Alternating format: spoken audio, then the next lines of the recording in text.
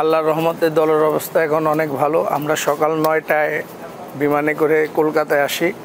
কলকাতা থেকে আমরা 12টার দিকে অরুণাচলে আসা এই কিছুক্ষণ আগে আমরা পৌঁছলাম।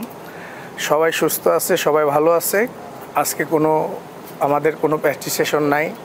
আমরা কালকে 3টার দিকে আমাদের প্র্যাকটিস সেশন রাখা হয়েছে, ওই সময় আমরা করবো। আর আল্লাহর রহমতে সবাই সুস্থ আছে, ভালো আছে। সবাই আমাদের জন্য দোয়া করবেন যে আমরা একটা ভালো রেজাল্ট নিয়ে বাংলাদেশে আসতে পারি। প্লেয়াররা তাড়াতাড়ি